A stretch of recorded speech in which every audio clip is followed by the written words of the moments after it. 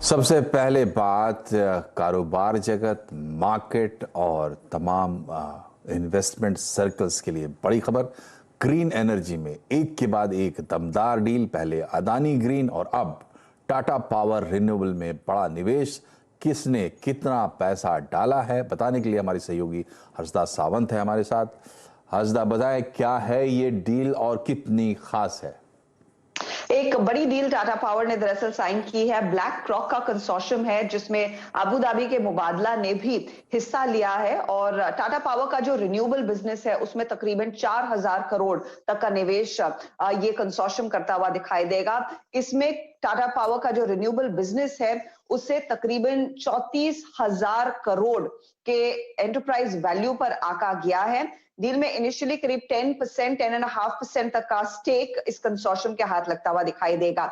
Basically company ने कहा है कि वो अपने रिन्यूएबल बिजनेस को लेकर काफी अग्रेसिव है, यहाँ से बड़े ग्रोथ प्लान बना रहे हैं और उस ग्रोथ प्लान को एड्रेस करने के लिए इस पूंजी की जरूरत थी। यहाँ पर कुछ स्टेक टाटा पावर का डाइल्यूट होता हुआ जरूर दिखाई देगा रिन्यूएबल बिजनेस में, लेकिन याद रखिएगा कंपनी इसे अंजाम देने के लिए अपने रिन्यूएबल एसेट्स को या फिर इस रिन्यूएबल बिजनेस को 5 की सेगमेंट्स में बांटने वाली है, जिसमें यूटिलिटी स्केल है, सोलर विंड हाइब्रिड जनरेशन शामिल होगा, सोलर सेल और मॉड्यूल का कारोबार होगा, ईपीसी कॉन्ट्रैक्टिंग जो करते हैं, सोलर पंप्स का जो बिजनेस है, रूफटॉप का जो बिजनेस है और ईवी इंफ्रा का जो चार्जिंग स्टेशन सेटअप कर रही हैं, वो सब 5 सेगमेंट्स में बांटा जाएगा। और कंपनी दरअसल ये जो फंड्स इनके हाथ आ रहे हैं, पहला खेप जून में इनके हाथ लगेगा और इस साल 2022 के अंत तक बाकी पैसे इनके हाथ लगते हुए दिखाई देंगे। कंपनी का उद्देश्य यही है कि अगले 5 सालों में दरअसल अपनी जो रिन्यूएबल जनरेशन की कैपेसिटी है उसको स्केल करने का, तो 5 सालों का टारगेट कंपनी ने करीब करीब 20 गीगावाट का रखा है। याद रखिएगा इस समय जो करंट कैपेसिटी है रिन्यूएबल एसेट्स की वो करीब 4.9 गीगावाट्स की है, तो एक अच्छा खासा स्केल है। और दरअसल कंपनी के मैनेजमेंट ने जो कॉन कॉल में कहा है वो यही कहा है कि जो COP 27 में जो उद्देश्य भारत का है कि रिन्यूएबल एसेट्स एक बड़े पैमाने पर खड़े किए जाएंगे और 500 गीगावाट्स के 2030 तक रिन्यूएबल एसेट्स भारत में होंगे, उसमें टाटा पावर की भी एक भूमिका रहेगी। फिलहाल उन्होंने 5 सालों का एक टारगेट दिया है कि 20 गीगावाट तक के रिन्यूएबल एसेट्स वो खड़े करेंगे और इसमें दरअसल 4000 करोड़ का इनिशियल इन्वेस्टमेंट होता हुआ दिखाई देगा, जिसमें ब्लैक रॉक और मुबादला जैसे बड़े पार्टनर्स कंपनी के साथ जुड़ रहे हैं। जी हर्षदा, तो फिलहाल लगता है मुझे कि इतना काफ़ी है, लेकिन आप बने रहिए हमारे साथ। एक और खबर है उस पर हम फिर से आपके पास वापस आएंगे। खबर ये है कि इलेक्ट्रिक कार कंपनी टेस्ला के मालिक और दुनिया के सबसे अमीर आदमी, अपने तरह के entrepreneur Elon Musk micro blogging site Twitter को खरीदना चाहते हैं। और अब चलते हैं हर्षदा के पास। हर्षदा, एलन मस्क अपने आप में खासे दिलचस्प आदमी है। ट्विटर जो है वो दुनिया का इस वक्त सोशल मीडिया में सबसे दिलचस्प प्लेटफॉर्म है। तो अब आगे आप ये बताइए कि ये क्या हो रहा है?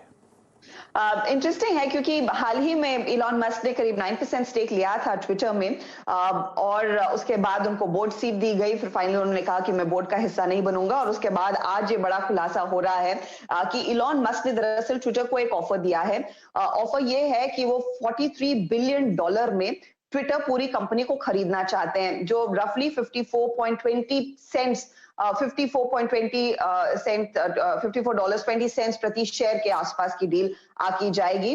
कंपनी दरअसल एक बड़ा पोटेंशियल रखती है इलॉन मस्क के लिहाज से। उनको लग रहा है कि फ्री स्पीच जो विश्व भर में जिसकी जरूरत है उसका एक प्लेटफॉर्म है और उसको स्केल करने की इस समय जरूरत है। इलॉन मस्क ने दरअसल चिट्ठी में साफ लिखा है कि ये इनका बेस्ट और फाइनल ऑफर है। अगर ये एक्सेप्ट नहीं होता है तो वो उनकी खुद की जो एग्जिस्टिंग पोजीशन है 9% स्टेक वाली उसको रिकंसिडर करेंगे। इलॉन मस्क ये भी कहते हैं कि इस समय करंट जो फॉर्म है ट्विटर का उसमें बात नहीं बन रही है, इसको री इन्वेंट करने की जरूरत है। एक एक्स्ट्रा ऑर्डिनरी पोटेंशियल है ट्विटर का और ये पोटेंशियल दरअसल इलॉन मस्क अनलॉक करने की क्षमता रखते हैं। तो ये बहुत ही इंटरेस्टिंग डेवलपमेंट है। आज यूएस ईस्टर्न टाइम के लिहाज से ट्विटर की बोर्ड बैठक हो रही है। CNBC के सूत्रों के हवाले से खबर आ रही है कि इस पर्टिकुलर ऑफर को रिकंसिडर किया जाएगा या फिर कंसिडर किया जाएगा। लेकिन मनोज, इंटरेस्टिंग बात यह है कि इलॉन मस्क कहते हैं कि देखिए इट्स नाउ और नेवर। अगर आपको ऑफर पसंद आता है तो लीजिए, वरना जो मेरा हिस्सा है वो मैं उसे आगे शायद बेच भी सकता हूं। इस बीच प्री मार्केट ट्रेडिंग में, प्री ओपनिंग में ट्विटर के स्टॉक में काफी तगड़ी तेजी भी देखने को मिल रही है। करीब 5-5.5% भाग चुका है वो शेयर। जी, तो एलन मस्क का ये ऑफर उसी अंदाज में आया है, लेकिन एक बात तो उन्होंने कही थी कि फ्री स्पीच में भी उनको बिजनेस दिखाई देता है। तो ये एंटरप्रेन्योर्स और बिजनेस का नया दौर है हर्षदा। अब जी हाँ, और मुझे तो लग रहा है कि सबसे इंटरेस्टिंग होगा कि इलॉन मस्क क्या बड़ा चेंज लाएंगे, क्योंकि ट्विटर ब्लू का जब वो जिक्र कर रहे थे, उन्होंने कहा कि हाँ पेड साइट है, कैसे पे में कन्वर्ट करें या क्या ये स्केल कर पाएगा या नहीं, लेकिन वहां पर ट्विटर पैसा कमा रहा है। वो चाहते हैं कि उसको कंप्लीटली एड फ्री कर दिया जाए। एंड मोस्ट इंपॉर्टेंटली जो सबसे बड़ा डिबेट रहा है कि क्या ट्विटर को एक एडिट बटन लाना चाहिए या नहीं, हम सब वही देखना चाहेंगे कि इलॉन मस्क की अगर ट्विटर हो जाती है, क्या वो edit button beyond Twitter blue लोगों को मिलेगा या नहीं। साथ ही मनोज, इलॉन मस्क ने ये भी कहा है कि ट्विटर एक प्राइवेट कंपनी होनी चाहिए, इसे पब्लिक नहीं रहना चाहिए। तो देखना होगा कि क्या इनके प्लान्स होंगे और लार्जली ट्विटर का बोर्ड इसे कैसे देखता है। चलिए, बहुत बहुत शुक्रिया आपका हर्षदा, इन दोनों खबरों पर हमें एनलाइटन करने के लिए। बढ़ते हैं आगे, एक और खबर कारोबार जगत की। टेक्सटाइल सेक्टर में नई जान डालने के लिए सरकार ने man made fibre technical textile में PLI स्कीम का ऐलान कर दिया है। इस स्कीम के आने के बाद टेक्सटाइल एक्सपोर्ट्स बढ़कर $100 अरब हो जाएंगे, ऐसी कामना है। पूरी खबर समझते हैं आलोक प्रियदर्शी से। आलोक, बताएं क्या है डिटेल। बिल्कुल, देखिए जो मैन मेड फाइबर और टेक्निकल टेक्सटाइल को लेकर सरकार PLI स्कीम लेकर आई थी, उसमें जो एप्लीकेंट्स थे उनमें से 61 एप्लीकेंट्स का आज सक्सेसफुल फाइनल कर लिया गया है, जिससे कि उम्मीद की जा रही है कि करीब 19,000 करोड़ रुपए का इन्वेस्टमेंट आएगा। और सरकार ने इसके लिए 10,683 करोड़ रुपए का इंसेंटिव के लिए आउटले रखा था। माना जा रहा है कि जो 10,000 है, इसमें से करीब इस इंसेंटिव देने में सिर्फ 6,600 करोड़ रुपए खर्च होंगे, तो लिहाजा एक PLI स्कीम और भी आने की उम्मीद है। इसके अलावा अगर हम बात करें तो जो सक्सेसफुल एप्लीकेंट्स, जो कंपनियां जो सक्सेसफुल रही हैं, उनमें जो कुछ इंपॉर्टेंट नाम है अगर बता दूं तो किम्बर्ली क्लार्क इंडिया लिमिटेड, इसमें से 308 करोड़ रुपए का कमिटमेंट किया गया है। इसके अलावा गोकुलदास एक्सपोर्ट लिमिटेड, इसके लिए 143 करोड़ रुपए का कमिटमेंट किया गया है। और साथ ही अगर मोंटे कार्लो प्राइवेट लिमिटेड की बात करें तो 311 करोड़, और अरविंद लिमिटेड की बात करें तो 170 करोड़ के आसपास का इन्वेस्टमेंट कमिटमेंट किया गया है। तो कुल मिलाकर जो सरकार का आकलन है कि इससे 2.25 लाख करोड़ रुपए का एक अगले 5 साल में पूरा कारोबार होने की उम्मीद है। और खासतौर से जिसमें जो टेक्निकल टेक्सटाइल और मैनमेड फाइबर है, जिसमें इंडिया अभी तक ज़्यादातर इंपोर्ट ही कर रहा था, वहाँ पर अपनी आत्मनिर्भरता बढ़ेगी और ज़्यादा से ज़्यादा एक्सपोर्ट भी किया जा सकेगा। तो कुल मिलाकर इस पूरे सेक्टर के लिए, टेक्सटाइल सेक्टर में जो खासतौर से मैनमेड फाइबर और टेक्निकल टेक्सटाइल है, इसकी ज़रूरतों को पूरा करने के लिए ये PLI स्कीम लेकर आया गया है। और आने वाले दिनों में इसे माना यह जा रहा है कि करीब 2.5 लाख के करीब जॉब भी क्रिएट होंगे, और पूरा एक्सपोर्ट जो है, टेक्सटाइल एक्सपोर्ट, जिसमें हम बांग्लादेश, पाकिस्तान जैसे देशों से पिछड़ रहे थे, वहां पर भी एक बार फिर से हम लीड ले सकेंगे। बहुत बहुत शुक्रिया आलोक इस अपडेट के लिए। और अब बात करेंगे मॉनसून की, क्योंकि आज ही IMD ने पहला अनुमान जारी किया है।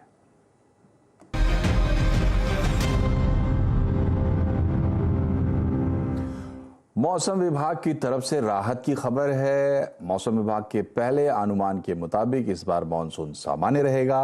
लॉन्ग पीरियड एवरेज का 99% इस बार बारिश होगी, ऐसा अनुमान है।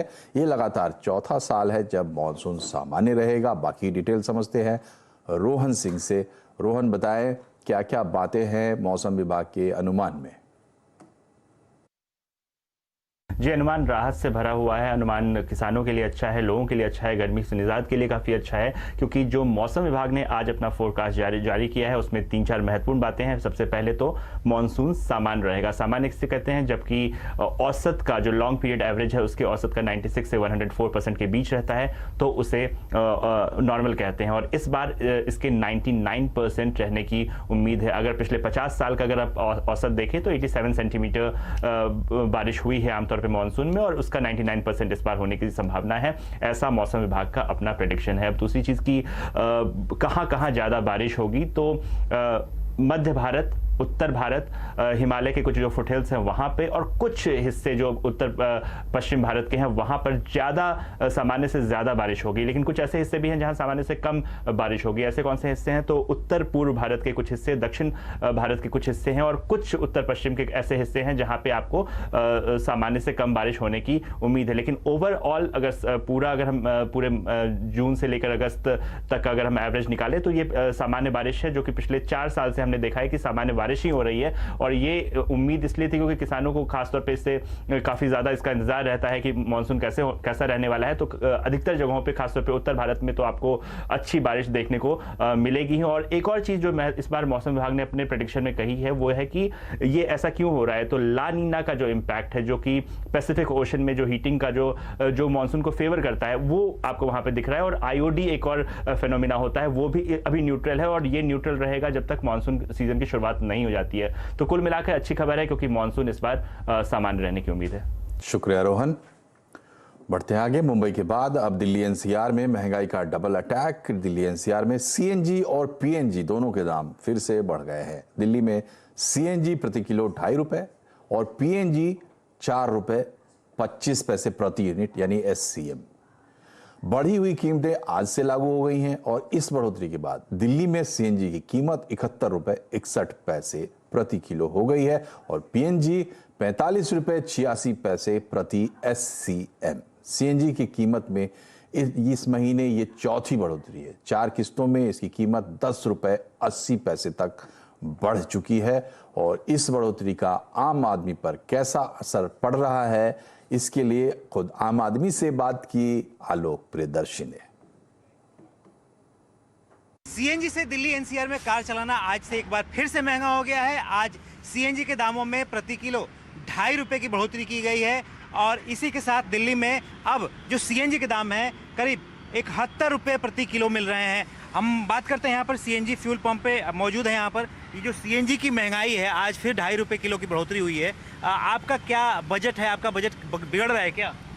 बिल्कुल, इससे बजट तो बहुत ज़्यादा बिगड़ रहा है और पिछले 2 से 3 महीने में लगभग 20 से 25 रुपये बढ़ गए और अब अगर रेशियो देख लें तो लगभग 40% बढ़ गए 2 महीने में। तो बड़ा मसले वाला बात है। अब पेट्रोल और सीएनजी मुझे लगता है बराबर हो जाएंगे। सर बजट तो सारा ही बिगड़ गया, अब क्या करें बताओ। दाल रोटी खानी मुश्किल हो रखी है दिल्ली में और सीएनजी के दाम रोज़ाना बढ़ा रहे हैं, रोज़ाना पेट्रोल बढ़ा रहे हैं। जब तक इलेक्शन होते हैं जब तक तो रोक लेते हैं हर कुछ। ये तो मैं बीजेपी और कांग्रेस की किसी की बुराई नहीं कर रही, महंगाई किसी के काबू में है ही नहीं जी आजकल, क्या करें। तो सिर्फ आपके दिल्ली में कार चलाने पर ही एक तरह से महंगाई का अटैक नहीं हुआ है। रसोई गैस में जो पीएनजी होता है यानी पाइप नेचुरल गैस होता है, उसके दामों में भी 4.25 रुपए की बढ़ोतरी कर दी गई है और इसी के साथ जो दिल्ली में पाइप नेचुरल गैस है वो 45 रुपए 86 पैसे पर एससीएम और जो बाकी जगह है वहाँ पर भी करीब गुरुग्राम अगर बात करें तो यहाँ पर भी करीब इतना ही बढ़ोतरी हुई है। तो कुल मिलाकर जो चाहे वो सीएनजी हो चाहे पीएनजी हो उसकी तरफ से जो दामों में बढ़ोतरी लगातार हो रही है और पिछले 14-15 दिनों के अंदर 10 रुपए से ज़्यादा कीमतों में बढ़ोतरी हो चुकी है। तो कुल मिलाकर जो कार चलाने वाले हैं सीएनजी से उनके लिए काफ़ी मुश्किल हो रहा है और ले दे के अब जो किचन में खाना बन रहा था वो भी अब काफ़ी महंगा हो गया है। बहुत बहुत शुक्रिया आलोक। और अभी लेते हैं एक छोटा सा ब्रेक, लेकिन ब्रेक के बाद चलेंगे बॉलीवुड की सबसे बड़ी शादी में, रणबीर और आलिया की शादी में।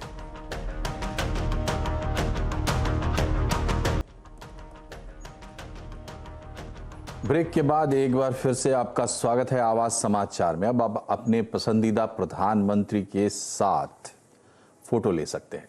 देश के पहले प्रधानमंत्री जवाहरलाल नेहरू से लेकर वर्तमान प्रधानमंत्री नरेंद्र मोदी तक, इन सब के योगदान को सहेजने के लिए प्रधानमंत्री संग्रहालय बनाया गया है, जहां प्रधानमंत्रियों की लाइफ से जुड़ी तमाम चीजें रखी गई हैं। पीएम मोदी ने खुद इसका उद्घाटन किया और पहला टिकट खरीदकर म्यूजियम का जायजा भी लिया। यह संग्रहालय देश के लोगों को बीते समय की यात्रा करवाते हुए नई दिशा, नए रूप में भारत की विकास यात्रा पर ले जाएगा। एक ऐसी यात्रा जहां पर आप एक नए भारत के सपने को प्रगति के पथ पर आगे बढ़ते हुए निकट से देख सकेंगे। तो कैसा है म्यूजियम और खास करके पूर्व प्रधानमंत्री के साथ फोटो आप कैसे निकालेंगे, ये देखते हैं। दीपाली के साथ चलते हैं म्यूजियम के भीतर। प्रधानमंत्री संग्रहालय के अंदर मैं मौजूद हूं और इस वक्त जहां मैं खड़ी हूं आप देख सकते हैं ये यहां की मेन लॉबी है। और जब मेन लॉबी में आप आएंगे तो इस तरह से जो अशोक चक्र है ये आपको घूमता हुआ यहां पर सबसे पहले दिखाई देगा। और अशोक चक्र के पीछे ही एक बहुत बड़ी डिजिटल वॉल लगाई गई है जहां पर एक पूरी समरी प्रधानमंत्री संग्रहालय के बारे में आपको दिखाई जाएगी, दर्शाई जाएगी। इसकी जो सबसे पहली गैलरी है उस पे मैं आपको लेकर चलती हूँ। आप देख सकते हैं यहाँ पर ये जो गैलरी है यहाँ पर स्वतंत्रता के बाद जितने भी प्रधानमंत्री देश में रहे हैं उनका किस तरह से देश की तरक्की में योगदान रहा है डिजिटल फोटोग्राफ्स के जरिए यहाँ पर दर्शाया गया है। इसी तरह की इस संग्रहालय में करीब करीब 40 गैलरीज बनाई गई हैं जहाँ पर पूर्व प्रधानमंत्रियों के व्यक्तित्व को दर्शाया गया है। इस संग्रहालय में अब मैं आपको लेकर आ गई हूँ काफी पॉपुलर पॉइंट, जो कि मुझे लगता है जब लोग इस संग्रहालय को विजिट करेंगे वो इस कॉर्नर को काफी पसंद करेंगे, क्योंकि यहाँ पर आप अपने पसंदीदा प्रधानमंत्री के साथ सेल्फी या फिर ये कहें कि फोटोग्राफ खिंचवा सकते हैं। इस कॉर्नर में आप देख सकते हैं 2 कुर्सियां लगाई गई हैं। एक कुर्सी पर आप बैठेंगे और जब फोटोग्राफ खींची जाएगी तो जो सामने की कुर्सी है वहां पर आपके पसंदीदा प्रधानमंत्री बैठे होंगे। इस संग्रहालय में आप अपने पसंदीदा प्रधानमंत्री के साथ फोटोग्राफ भी खिंचवा सकते हैं और साथ ही साथ संसद भवन के बाहर उनके साथ कदम ताल भी कर सकते हैं। तो ऑग्यूमेंटेड रियलिटी ये पूरी टेक्नोलॉजी है जिसके जरिए आपको ये यादगार मौका यहाँ पर मिलेगा। संग्रहालय में आपको देश के अतीत की जानकारी तो मिलेगी ही, इसके साथ ही भविष्य में भारत कैसा होगा इसकी झलकियां भी आप इस हेली राइड के जरिए पा सकते हैं। ये जो कॉर्नर जहां पर मैं हूं इसे भविष्य की झलकियां नाम दिया गया है और आप इस हेली राइड पर बैठेंगे और क्या कुछ बड़े प्रोजेक्ट हैं जो आने वाले वक्त में भारत को एक नया आयाम देंगे, नए आयाम पर लेकर जाएंगे, उस सब की झलकियां आपको यहाँ पर मिलेगी। जो सबसे खास बात है वो है यहाँ की 3D टेक्नोलॉजी, जिसके जरिए आप ये अनुभव कर पाएंगे कि आप खुद उस जगह पर मौजूद है जहां पर ये बड़े प्रोजेक्ट चल रहे हैं। आप देख सकते हैं कि सामने जो आप देख रहे हैं ये ढोला सागर सेतु है और यहाँ पर इस हेली राइड में आपको इस तरह का अनुभव होगा कि आप खुद इस सेतु के ऊपर है, आसमान में किसी हेलीकॉप्टर पर बैठे हुए इस पूरी जगह का मुआयना कर रहे हैं। तो जाहिर तौर पर ये जो भविष्य की टेक्नोलॉजी है जिसे वर्चुअल रियलिटी कहा जाता है उसकी भी एक बहुत ही बढ़िया झलक आपको इस कॉर्नर में देखने को मिलेगी। प्रधानमंत्री नरेंद्र मोदी ने संविधान के आर्किटेक्ट बाबा साहेब आम्बेडकर को श्रद्धांजलि अर्पित की है। उन्होंने कहा कि देश की तरक्की में बाबा साहेब ने अमूल्य योगदान दिया है और बाबा साहेब ने जो सपने भारत के लिए देखे उनको पूरा करने का वक्त आ गया है। प्रधानमंत्री ने लिखा है कि दलितों, पीड़ितों, वंचितों और शोषितों के कल्याण के लिए बाबा साहेब के विचार हमारी सरकार के लिए प्रेरणा पुंज है। यही वजह है कि हमारी सभी योजनाएं गरीब से गरीब को ध्यान में रखकर लागू की गई हैं और सामाजिक न्याय की दिशा में हमने कई मानदंड तय किए हैं।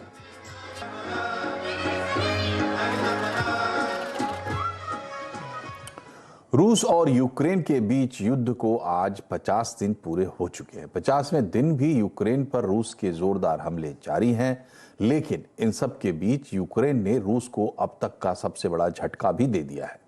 यूक्रेन के रक्षा मंत्रालय के मुताबिक उसकी सेना ने मिसाइल अटैक से ब्लैक सी में तैनात रूसी मिसाइल युद्धपोत को तबाह कर दिया है। ब्लास्ट के बाद युद्धपोत में आग लग गई और इससे उसे काफी नुकसान पहुंचा है। हालांकि इस हमले में किसी के हताहत होने की सूचना नहीं है।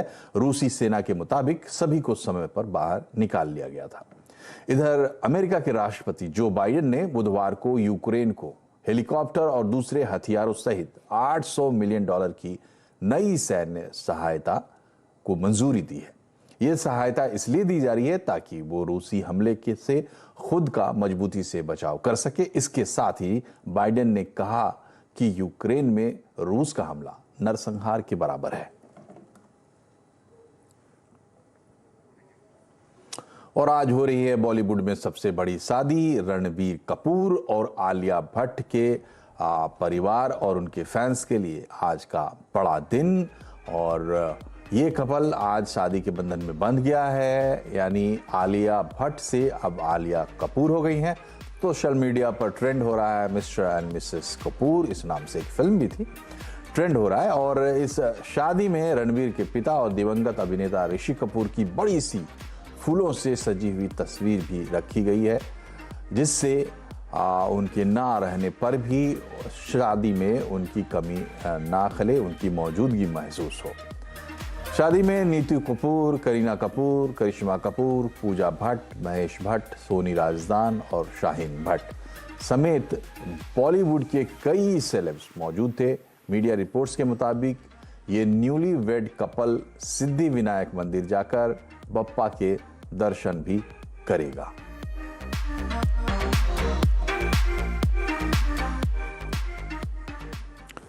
इसी के साथ इस बुलेटिन में फिलहाल इतना ही। खबरों पर अपडेट रहिए, CNBC आवाज से जुड़े रहिए।